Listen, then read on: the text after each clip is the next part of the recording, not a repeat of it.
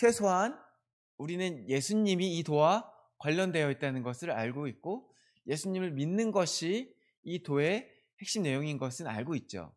그러면 그것을 전하면 됩니다. 그런데 여기에 하나 더해서 물론 우리 윤희처럼 예수님을 믿어야 돼 이렇게 당위성으로 전하는 것도 좋지만 제 생각으로는 예수님을 믿으면 참 좋아. 예수님을 믿으면 이런 게 좋아. 이렇게 전할 수 있으면 듣는 사람이 더 솔깃하지 않을까 그런 생각을 합니다. 그래서 저는 생각하기에 결국 전도에 있어서 중요한 것 중에 하나는 우리 각자의 체험이 아닐까 싶습니다. 내가 진짜 좋아야 전할 때에도 자신 있게 전할 수 있는 거죠. 제가 예전에 일할 때 클루라는 주얼리 브랜드에서 일한 적이 있습니다. 그 브랜드가 그 당시에 7년 동안 적자인 상태였어요. 여러분, 한 브랜드가 7년 동안 적자인 게 참 쉽지 않습니다. 문제가 한두 가지여야 되는 게 아니라 뭐 상품은 상품대로 문제고 DP는 DP대로 문제고 뭐 이제 인테리어로 문제고 뭐 판매하는 직원들은 직원들대로 문제고 이렇게 모든 부분에서 문제가 있어야 7년 동안이나 적자인 상황으로 계속 갈 수 있는 거예요. 제가 거기서 있을 때 이제 영업을 합니다. 그래서 매장 사장님한테 가서 클루 매장 오픈하세요 이런 이야기를 할 때가 있었어요. 근데 속으로는 저는 지표를 다 알아요. 7년 동안 적자야. 흑자 보고 있는 매장이 70개 중에 한 5개 되나 싶어요. 그러면은 지금 이제 매장을 오픈할 때 제가 속으로 생각할 때 이게 적자가 될까 흑자가 될까 속으로 자신이 없지 않겠습니까? 그런 상황에서 제가 매장을 오픈하자고 얘기를 하면 당연히 듣지 않죠. 매장에서 영업일을 하다 보면은 판매 지원을 나갈 때가 있어요. 그러면 가서 물건을 파는 거예요. 주얼리를 파는 겁니다. 주얼리를 팔 때 이제 딱 보면 알아요. 이거 이제 한 3년 된 재고네? 재고가 아직도 여기 있네? 이거 이제 다 들어가야 되는데 이 상품이 왜 여기 있지? 딱 보면 압니다. 근데 그 상품이 이제 버젓이 있고 제가 보기에도 참 구려요. 그러면 제가 이걸 팔 때 속으로 어떤 생각을 할까요? 아, 이거 분량도 많이 났고, 아, 이거 재고 엄청 쌓여 있는데, 아, 이거 사람들이 살까? 이런 마음을 가지고 있어요. 그러면서 손님 이 반지 참 잘 나가요. 이렇게 뻥치면 그 반지가 팔릴까요? 반대로 제가 어떤 물건에 대한 자신이 있어요. 이제 클루에 있는 동안 그 브랜드가 리뉴얼을 했어요. 그래서 상품부터 좀 바뀌고 새로 나온 상품들은 괜찮은 게 나왔어요. 그럼 이제 그걸 주구장창 파는 거예요. 이거 진짜 좋아요. 이거 지금 가격이 굉장히 싼 거예요. 굉장히 착한 가격이에요. 이거 지금 전국에 재고 없는 거 제가 끌어와서 여기 5개 갖고 온 거예요. 지금 빨리 안 사가시면 없어질 거예요. 이렇게 제가 자신감 있게 팔면 잘 팔립니다. 그래서 사실 판매하는 직원 입장에서는 가장 중요한 게 좋은 상품을 받는 거예요. 그리고 그 좋은 상품을 받아서 자기가 직접 써보고 아 이런 게 좋다. 그럼 그걸 팔기가 굉장히 좋습니다.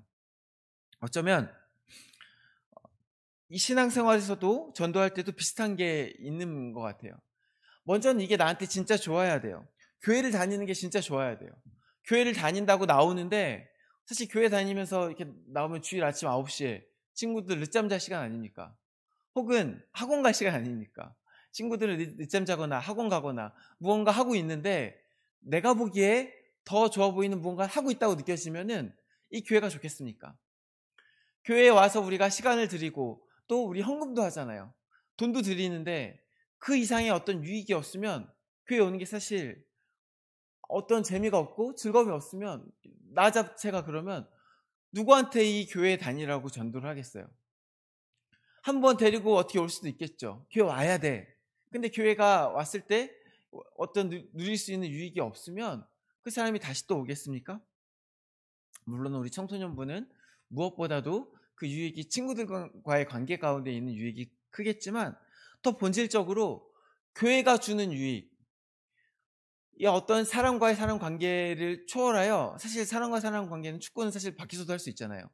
사실 만나서 게임하는 것도 밖에서도 할 수 있고 친구들과 어울리는 것도 밖에서도 할 수 있어요. 근데 교회에서만 누릴 수 있는 어떤 유익이 있어야만 우리가 전도할 수 있을 거라는 거예요. 그게 대체 뭘까요? 우리가 예수님 믿고 교회 다닐 때에 유익이 대체 뭐냐? 이렇게 물으면 아마 많은 분들이 먼저 떠올리는 것은 죽어서 천국 가는 거예요. 이렇게 답할지 모르겠어요. 복음은 무엇입니까? 예수님 믿고 결국 천국 가는 거 아닙니까? 영생을 얻어서 천국 가는 것. 예수님께서 해결해 주시는 것은 첫째가 우리가 해결할 수 없는 죽음의 문제이며, 둘째는 지금 우리 삶에 우리가 직면하고 있는 여러 가지 삶의 아픔들로부터의 해방 아닙니까? 지금은 우리가 살기 힘들지만 죽어서 천국 가면 우리를 힘들게 하는 여러 갈등과 부조리, 인간관계에서 오는 아픔과 상처, 질병과 장애, 이 모든 것을 아우르는 어려움들로부터 벗어나게 된다는 거 아닙니까? 그게 복음이 약속하는 천국 아닙니까? 또 예수님 믿어 천국 가면 우리 학생들의 경우에는 수능을 비롯하여 여러 시험들로부터 해방될 수 있을 것이고, 또 우리 성인들의 경우에는 먹고 사는 문제를 포함한 여러 가지 건강과 우리가 겪는 여러 가지 돈 문제까지, 그 모든 문제로부터 자유라는 거 아닙니까? 사실 그것은 맞습니다. 우리가 이 천국에 갔을 때 이 모든 것으로부터 자유해지는 것이 맞아요. 그리고 실제로 복음이 우리에게 약속하는 그 결국은 뭐냐? 영생이에요. 성경이 우리에게 복음을 말씀하시면서 이 복음이 우리에게 무엇을 준다고 약속하냐? 영생을 주신다고 약속하시는 거예요. 요한복음 3장 15절 말씀입니다. 이는 그를 믿는 자마다 뭘 얻냐? 영생을 얻게 하려 하심이라. 하나님께서 이 본문 아시죠? 3장 16절은 이제 하나님 세상을 이처럼 사랑하사, 그런 본문이잖아요. 세상을 사랑하셔서 아들을 주셨어요. 그 아들을 믿으라고 하셨어요. 근데 믿으라고 하시는데 그 믿으라고 하는 목표가 뭐냐? 영생을 주기 위함이에요. 영생을 얻게 하기 위해서 예수님을 믿게 하시는 거예요. 결국 우리가 예수님을 믿는 게 복음의 가장 중요한 핵심이라고 했는데 그 결과가 뭐냐? 영생이라는 거예요. 그리고 성경은요, 때때로 이 영생을 천국과 완전히 동일한 의미로 사용하기도 해요. 특히 공간복음에서 영생은 지옥과 완전히 대비되는 개념, 지옥의 반대 개념으로 이제 사용됩니다. 마가복음 9장 43절을 제가 한번 읽어볼게요. 만일 내 손이 너를 범죄하게 하거든 찍어버리라. 장애인으로 영생에 들어가는 것이 두 손을 가지고 지옥 곧 꺼지지 않는 불에 들어가는 것보다 나으리라. 봐봐요. 지금 두 가지 결과가 있죠. 장애인으로 영생에 들어가는 게 있고, 두 손 멀쩡하게 지옥에 들어가는 게 있어요. 그러니까 지옥의 반대 개념에 지금 뭐가 있는 거예요? 영생이 있는 거예요. 그래서 이 영생에 들어간다고 표현하고 있잖아요. 이 영생에 들어가는 게 바로 여기는 천국이잖아요. 죽어서 가는 천국이요.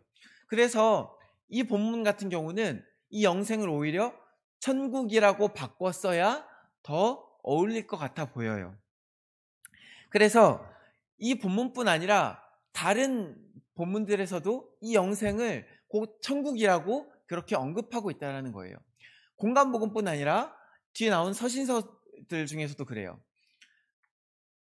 분명히 맞는 말이에요. 그래서 이 복음이 우리에게 약속하는 것은 이 천국이라는 거예요. 영생이고 곧 천국이에요.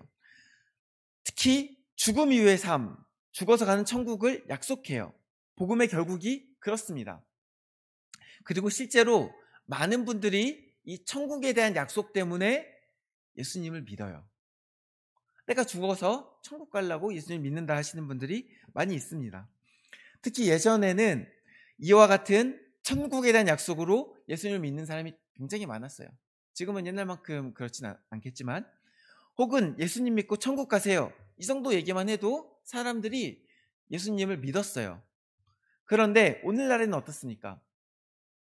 이제는 예수님 믿고 천국 가세요, 이 말만 듣고 천국에 대한, 죽어서 가는 천국에 대한 믿음만으로 교회에 나오는 사람이 옛날보다 많이 적어졌어요.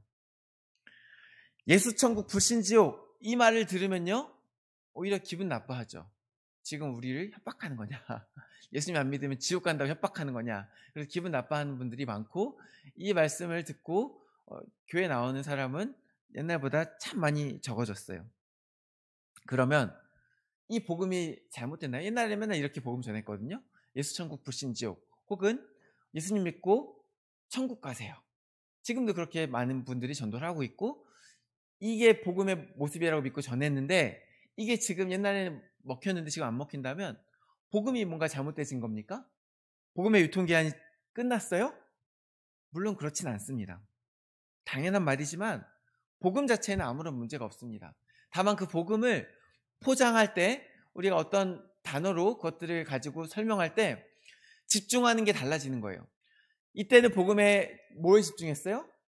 죽어서 가는 천국에 집중해서 복음을 전했어요. 그게 옛날에는 먹혔는데 지금은 안 먹힌다는 거예요. 세상이 바뀌었기 때문에 그래요. 그러면 지금 우리는 무엇에 집중해야 되고 또 이 복음 가운데 어떤 특성이 있다는 것인지 좀 함께 살펴보고 싶습니다. 그것이 뭐냐? 오늘 본문이 말씀하고 있는 내용이에요. 오늘 본문을 다시 한번 볼까요? 17장 3절입니다. 영생은 곧 유일하신 참 하나님과 그가 보내신 자 예수 그리스도를 아는 것입니다.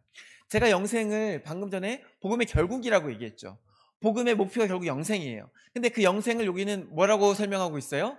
천국 가는 거다 이렇게 설명하지 않고 곧 유일하신 참 하나님과 그가 보내신 자 예수 그리스도를 아는 것이라고 설명하고 있어요. 사실 오늘 본문이 되게 특이한데요.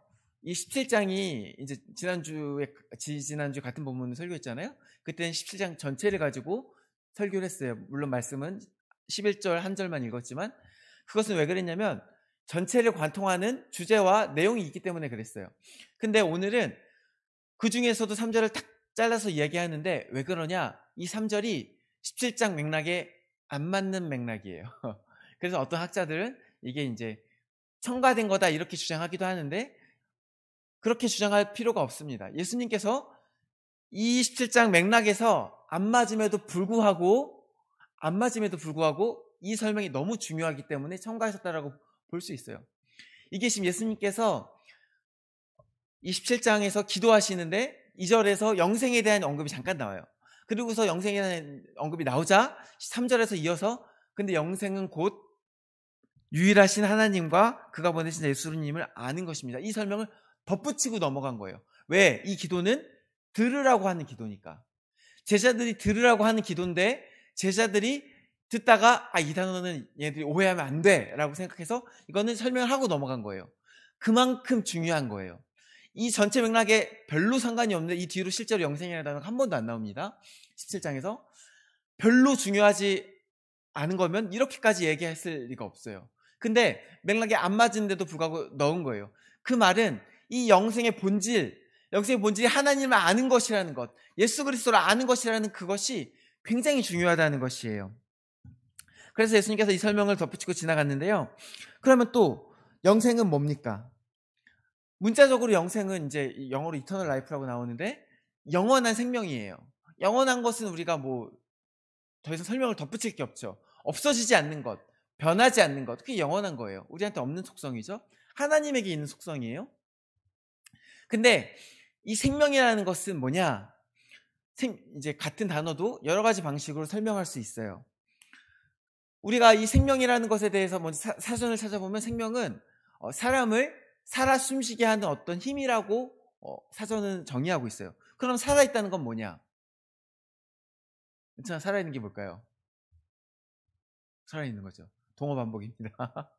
그럼 조금 더 업그레이드 있는 고딩 괜찮아. 살아있는 게 뭘까요? 동어 반복이라고 똑같이 말했는데 또 똑같이 말씀하고 계시네요. 동어 반복은 보통 오류라고 하죠.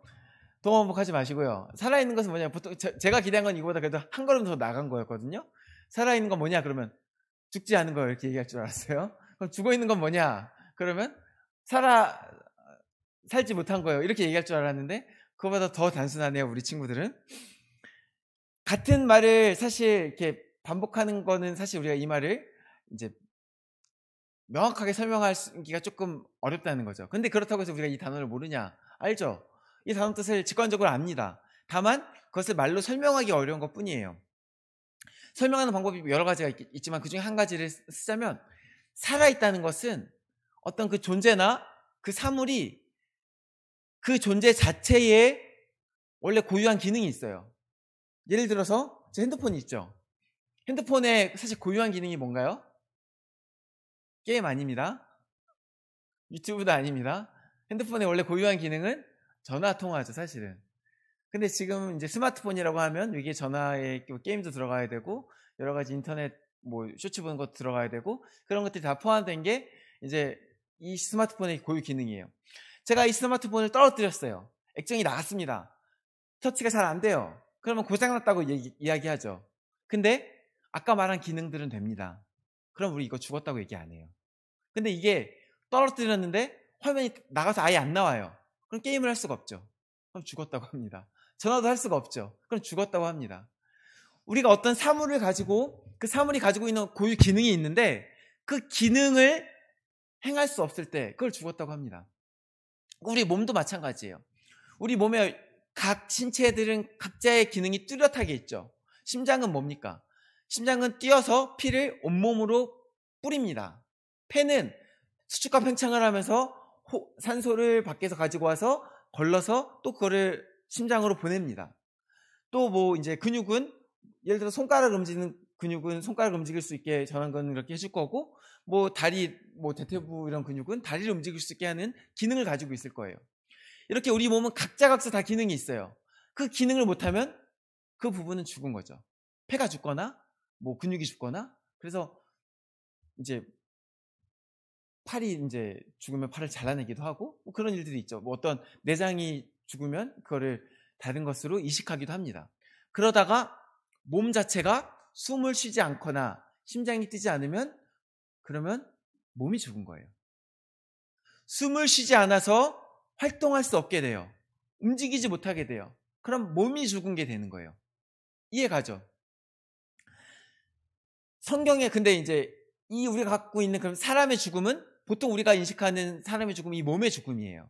그래서 우리가 이제 숨 쉬지 못하게 돼서 이제 묻히게 되는 그 상황이 됐을 때 죽었다고 하죠. 근데요, 성경은요, 이 죽음에 대해서, 삶과 죽음에 대해서, 생명에 대해서 세 가지 차원으로 단어를 사용하고 있어요. 헬라어가 그래요, 헬라어. 근데 그 중에서 이제 우리가 비교할 게 두 가지가 있는데, 하나는 푸시케고, 하나는 조에예요. 푸시케는 뭐냐? 몸의 생명을 이야기해요. 그럼 방금 말한 그런 몸의 기능들을 스스로 할 수 있게 하는 그 힘의 근원이 그게 푸시케겠죠. 그래서 그런 몸이 살아있다는 걸 표현을 할 때 거기 나오는 게 푸시케일 거예요.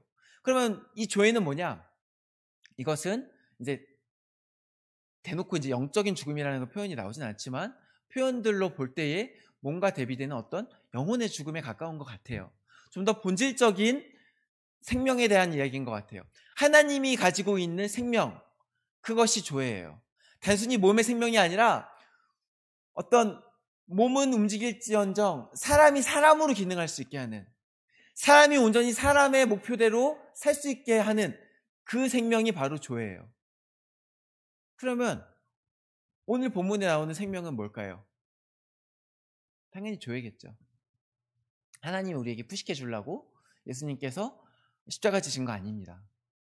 사람이 물론 우리의 몸도 다시 살 거예요. 다시 그런 푸시케 생명을 얻을 거예요. 그런데 그것은 사실은 부차적인 거예요. 본질적인 건 뭐냐? 영생은 지금 이제 조회와 푸시케라고 말하지 아니하였고 푸시케라고 얘기했어요. 아니, 조회라고 얘기했어요. 영생을 조회라고 쓰고 있어요. 이 조회는 결국 뭐냐? 사람이 사람답게 온전히 기능하도록 하는 것인데, 그게 뭐라고 오늘 본문 설명하고 있다는 거예요?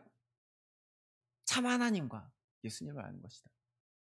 그러면 하나님과 예수님을 아는 게 무엇이길래 그것이 생명이라는 걸까요?